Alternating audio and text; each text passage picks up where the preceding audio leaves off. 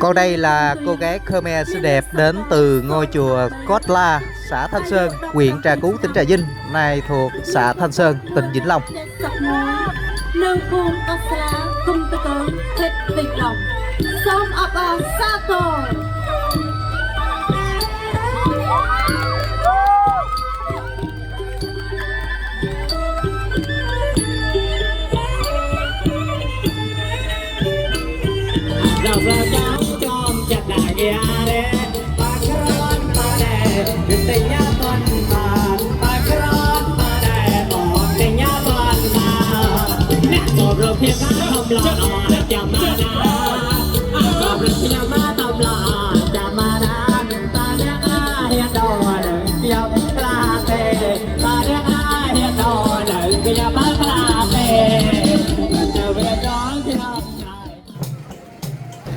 Chào các bạn, hiện bây giờ mình đang có mặt tại chùa Xoài Sim Cũ thuộc thị trấn Trà Cú, huyện Trà Cú, tỉnh Trà Vinh trước đây, nay thuộc xã Trà Cú, tỉnh Vĩnh Long, để cùng tham dự và ghi hình chia sẻ với các bạn xem những hình ảnh của cuộc thi Nét đẹp cô gái Khmer năm 2026, tức là cuộc thi tuyển chọn cô gái Khmer xinh đẹp nhất trong năm nay để trao vương miện Hoa hậu nha các bạn. Còn đây chính là 20 cô gái Khmer xinh đẹp đã được sơ tuyển rồi nha các bạn, sơ tuyển ở khắp mọi nơi ở khu vực đồng bằng sông Cửu Long và Đông Nam Bộ. Hiện bây giờ những cô gái này cùng với ban tổ chức sẽ đi đến lễ đài để chuẩn bị phần trình bày như phần thi của mình trong đêm hôm nay. Mời các bạn cùng tiếp tục theo dõi video nhé.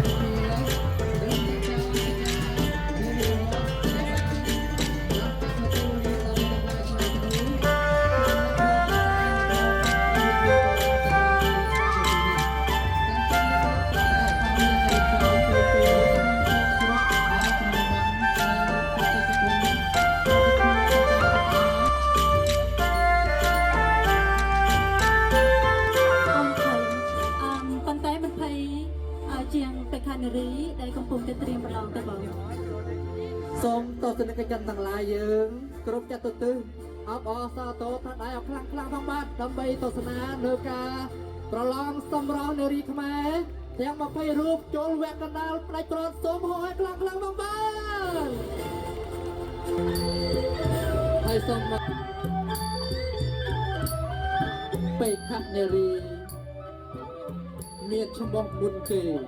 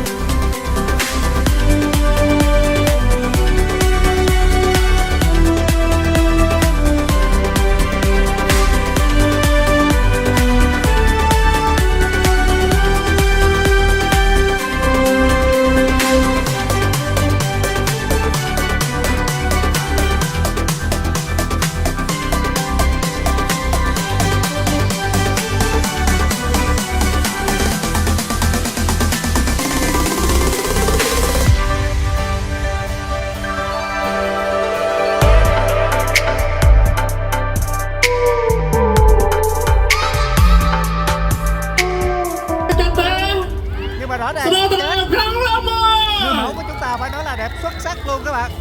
បាទដើម្បីរងចាំនៅលទ្ធផលអំពីសំណាក់គណៈអធិបតីគណៈមេប្រយុទ្ធ ហើយ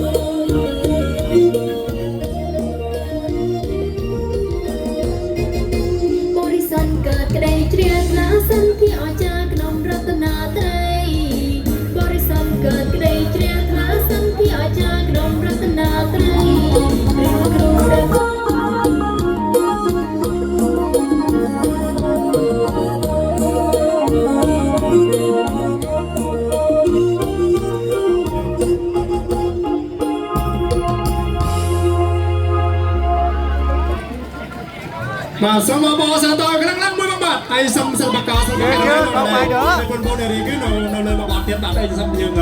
ចាំយើងចង់ផ្លាស់សម្លៀកបំពាក់បាទហើយចូលរួមទស្សនាបាទផ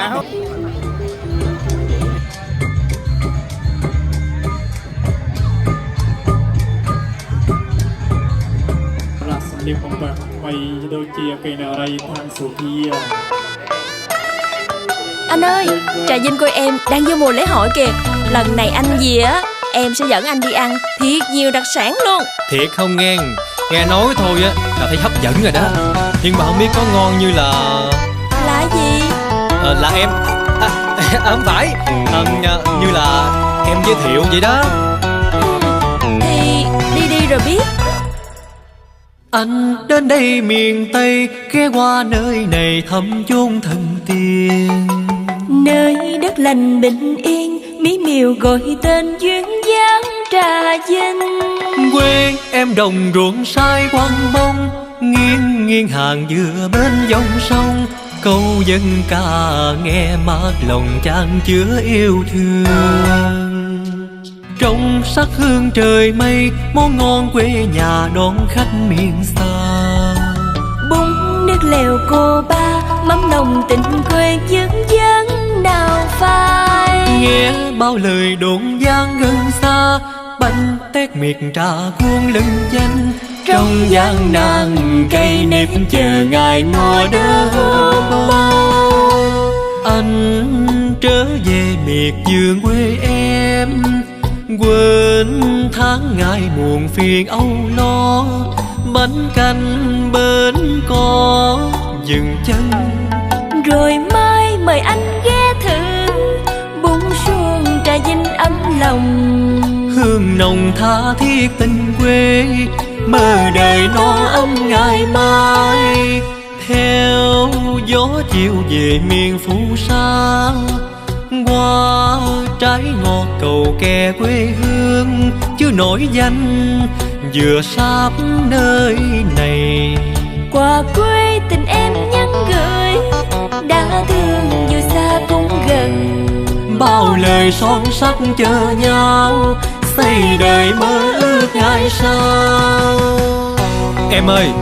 sao mà quê em á món nào cũng ngon, chỗ nào cũng đẹp hết trơn á, y như là em vậy đó.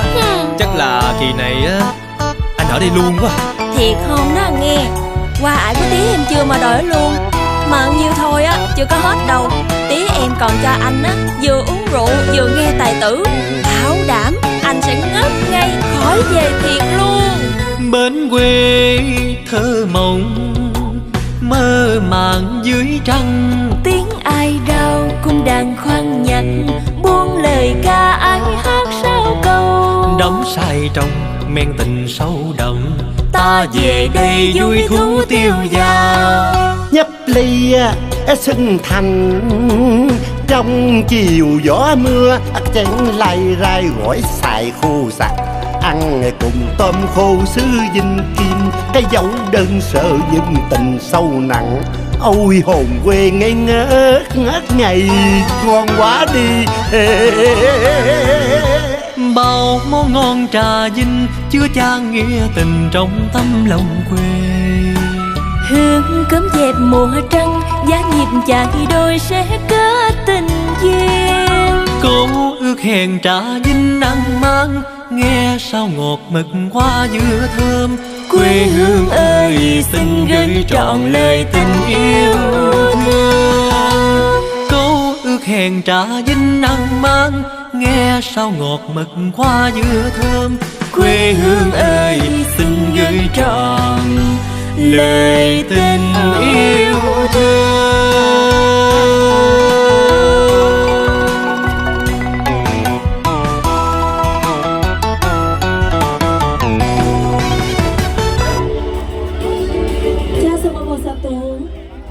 Chạy lời ní lời chấtวิธีการไปยืมเมียน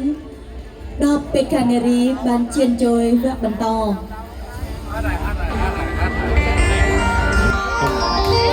ดำเนินการทำอะไรบ้าง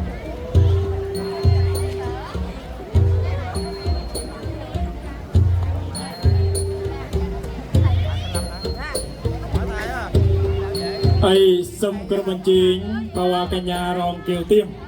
ชนะมาปีพรมาไฟใบเตรียมนึ่งมากัด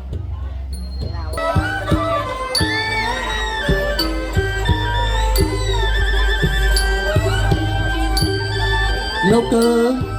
បេក្ខនារីដែលមានឈ្មោះបៃទីរាធីលេខសម្គាល់016 ប្រឡងបងមកជួនប្រកាព្រៀមសុំកត់ត្រាស្នេហាស្មោះស្ម័គ្រនេះគឺបេក្ខនារីគំទីខំទួយមានលេខសម្គាល់013អាយុ17ឆ្នាំមានកម្ពស់1.71 ម៉ែត្រនៅភូមិកស្រាគុំតកូនខេត្តទីឡុងសូមអបអរសាទរ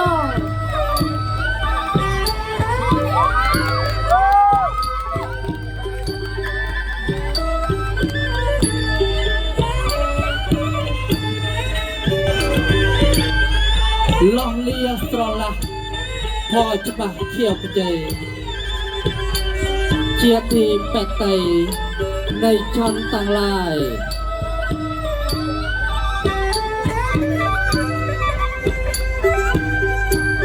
នោះគឺបេក្ខនារីដែលអញ្ជើញមកពីភូមិត្រពេចដែលមានឈ្មោះថាសឺនទីថៃងៅមានលេខសម្គាល់001អាយុ20ឆ្នាំកំពុង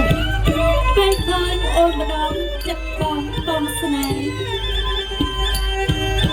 ចាំបានភ្នំតែរកបែស្រីថ្លៃ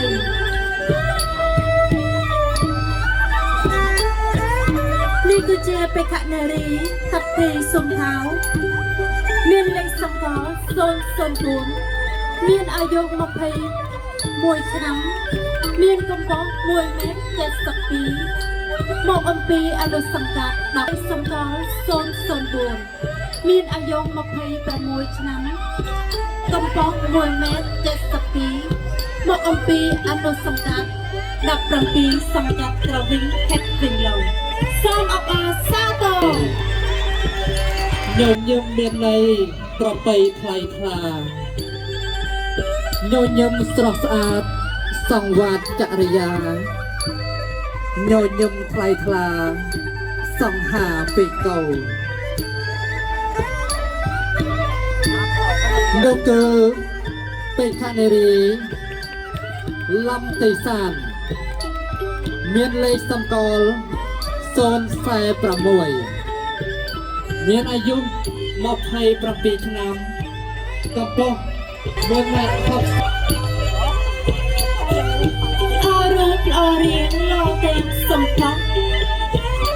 បងលំសម្រាប់នឹងស្រស់ពិសេស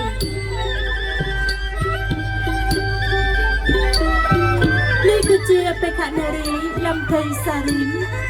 មានលេខសម្គាល់043មានកម្ពស់1 ម៉ែត្រ58អាយុ22ឆ្នាំមកអំពីភូមិចាឡាភូមិលកខណ្ឌខេត្តតំណាយសូមអបអរសាទរ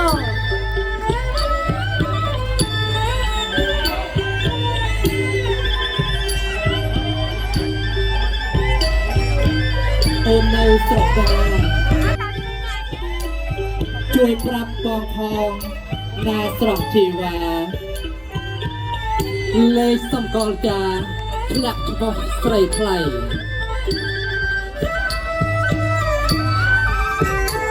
លោកគឺពេកខានារីគំទេធាវីមានលេខសម្គាល់034អាយុ18ឆ្នាំកម្ពស់1 ម៉ែត្រ58មកពីភូមិស្លែងថ្មីឃុំតាប់សើងខេត្តវិញឡុងសូមស្នូតដៃអរខ្លាំងផងបង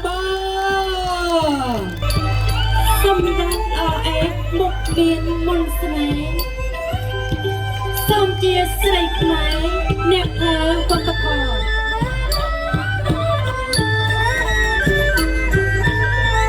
នេះគឺជាបេក្ខនារីថាត់ភីថាញ់វងមានលេខសម្គាល់039មានអាយុ17ឆ្នាំមានកម្ពស់1 ម៉ែត្រ69នៅភូមិត្រីខំភូមិពឹងមេខេត្តវិញឡុងសូមអបអរ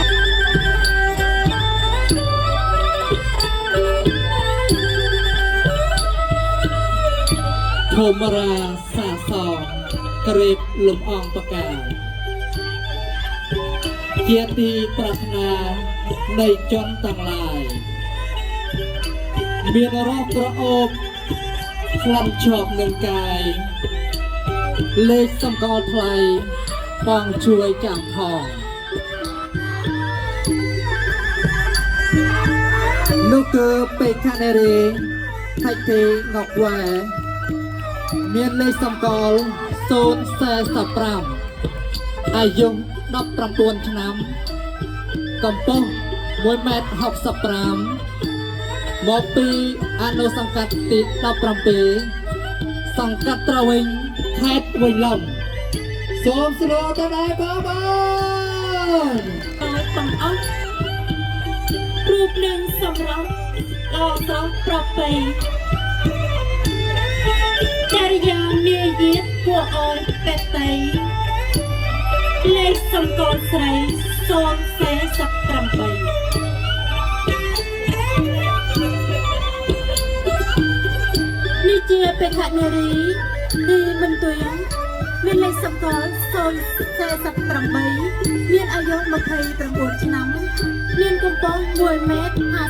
58មកអំពីភូមិគៀងលឿងខេត្តអាំងយ៉ាង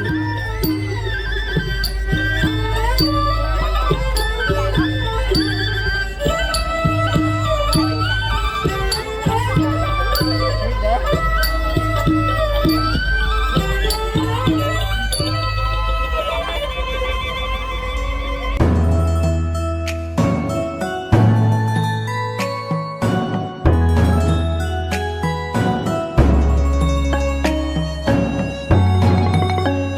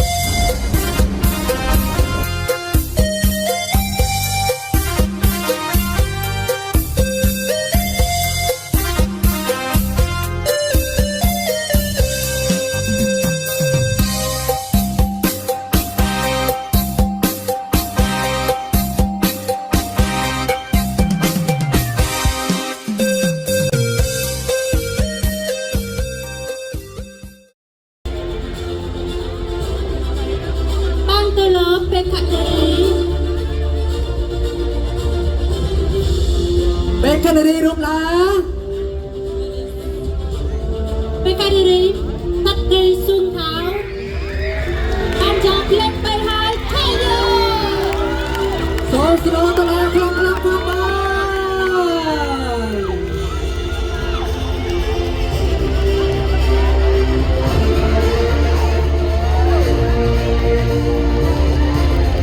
នៅពេលខាងនេះពីររូបពេលខាងនេះដែលមានលេខសម្គាល់001គឺ02ហើយងាត់នឹងពេលខាងនេះដែលមានលេខសម្គាល់012ជុំទីថាច់ទួយយើងកាន់ដៃគ្នាមើលមកថាតើ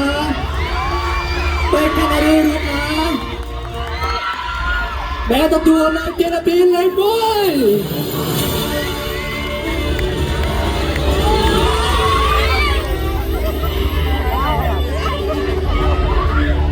ហើយយើងកាត់ដាល់គ្នាកាត់តោះពុំយាដល់ពេលនេះគ្រានេះយកទៅពេលខាងនេះតែទទួលនៅជាលេខ2លេខ1គឺបាទទៅលើ ពេលខាងនេះមានលេខសម្គាល់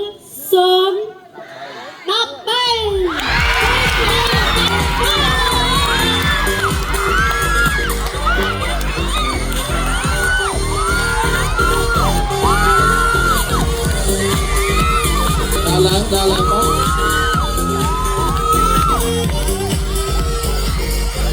ហើយសូមស្នូតឡាខ្លាំងខ្លាំងផងបាទពេលខាងនេះដែលទទួលនៅជាលេខ2លេខ2លេខ3និងលេខ2ថយក្រោយលេខ3លេខ2ថយក្រោយទៅទឹកលេខ1នៅខាងមុខបានលេខ3លេខ2ថយក្រោយទៅលេខ3លេខ2ថយក្រោយលេខ3និងលេខ2យើងមកខាងក្រោយ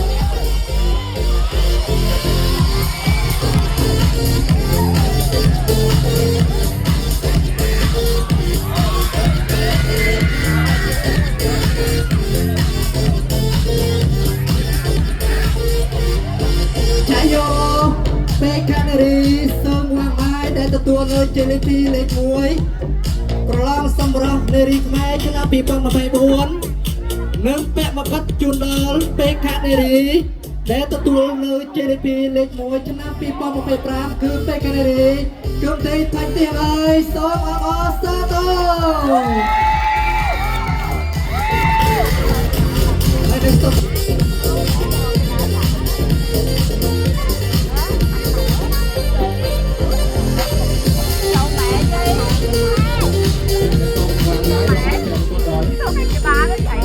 ហើយសូមការបញ្ជាក់ដើម្បីឲ្យប្រិយមិត្តនឹងតោះទៅនឹងចិត្តទាំងឡាយបានចូលរួម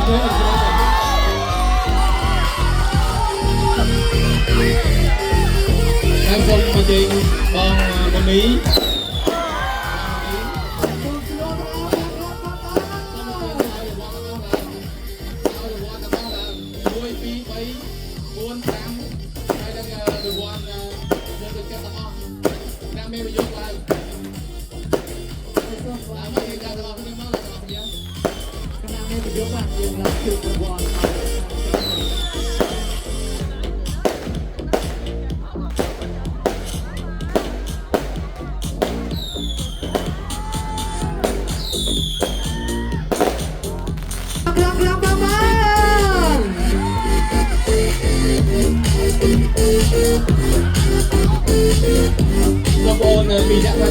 ពីអ្នកថាក្រោយមកពីអ្នកលេខ2លេខ3ថាក្រោយមកលេខ2លេខ3ថាក្រោយទៅលេខ2លេខ3ថាក្រោយទៅ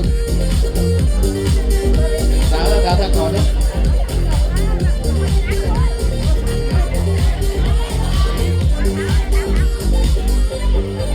លេខ2លេខ3មកខាងក្រោយមកទៅលាយនេះមកហ្នឹងហើយ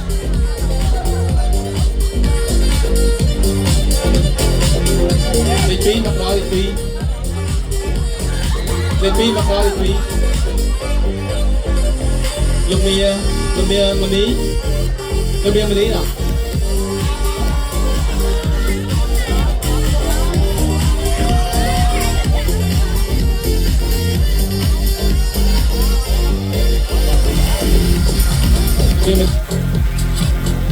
អូយមកណាមួយណា ចុះណាមួយចាំលេខ1លេខ2លេខ3លេខ1លេខ2លេខ3